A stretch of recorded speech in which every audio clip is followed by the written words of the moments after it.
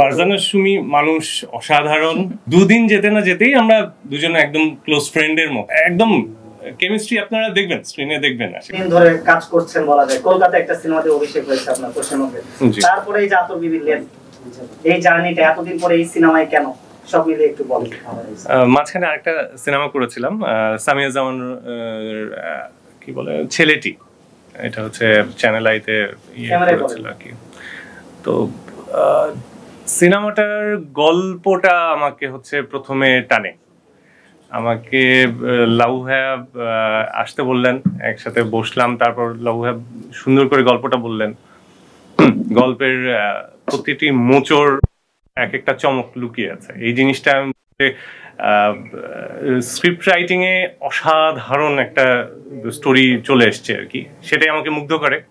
এবং পরবর্তীতে সবার সাথে ধীরে ধীরে পরিচিত হই, কাজ শুরু করি। এবং আমি বলবো যে টেকনিক্যালি এত সাউন্ড একটা প্রোডাকশনে কাজ করা সত্যি অনেক অনেক ভালো একটা অভিজ্ঞতা। এখানে আমরা পোস্টেও অনেক ভালোভাবে কাজ সম্পন্ন করেছি।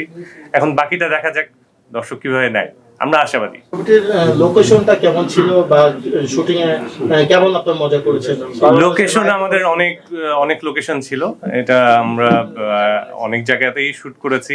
আমরা মেইন শুট করেছি হচ্ছে ওই কি বলে জায়গাটা, রাজবাড়ি এরিয়ার আশেপাশে মেইনলি শুট করা। এছাড়াও কুয়াকাটা, তারপর নেত্রকোনা, মানে পুরোপুরি বাংলাদেশে কিছু এরিয়ায় আমরা কভার করেছি। ভালো ভালো লোকেশন পেয়েছি, এটা বলতে হবে যে দর্শক লোকেশন গুলো দেখে মুগ্ধ হবে। দেশের বাইরে করা হয়নি। জি ভাই, যে সিনেমাগুলি আসে আসলে বেশিরভাগ সিনেমাই কিন্তু গানগুলি যে করা হয় এবং দর্শক কিন্তু আসলে চায় কিন্তু ভিন্ন ভিন্ন কিছু। কিন্তু বাংলাদেশে অনেক জায়গায় কিন্তু মানুষ ছিলেন, কিন্তু সেই ক্ষেত্রে আপনারা কি গানের জন্য কি পুরো বাইরে কিংবা কোনো ভালো জায়গা? ক্ষেত্রে আমি কিছু বলতে চাই, এই সিনেমায় গান বেশ কয়েকটা এসছে গল্পের মাধ্যমে, মানে আপনার গল্পকে প্রেজেন্ট করছে এই গানটা, তো এটা আবেগ না, গল্পকে প্রেজেন্ট করছে। সেগুলো তো আসলে ডিমান্ড করে আমাদের লোকাল যে এরিয়া, বাংলাদেশের যে স্থান, এগুলোকে। আর বাকি যেগুলো আমরা যেগুলো রোমান্টিক সং গুলো করেছি, পরিচিত জায়গা আপনাদের, কিন্তু আশা করি স্ক্রিনে পরিচিত লাগবে না। অদ্ভুত সুন্দর জায়গা আমরা পেয়েছি। আমরা বেশিরভাগই সিনেমা দেখি গানের জন্যই কিন্তু বেশি হিট খায়। যেমন আমরা দেখলাম যে তুফান সিনেমাটা, গানগুলো অনেক টানে। অবশ্যই এই সিনেমাতে এমন কি কোনো গান আছে যেটা মানুষের মন কাড়বে? জি, আমি বলবো যে স্পেশালি 2 থেকে 3টে গান এরকম হিট করার মতো আছে, খুব চমৎকার, মানুষের মুখে মুখে চলবে আশা করি।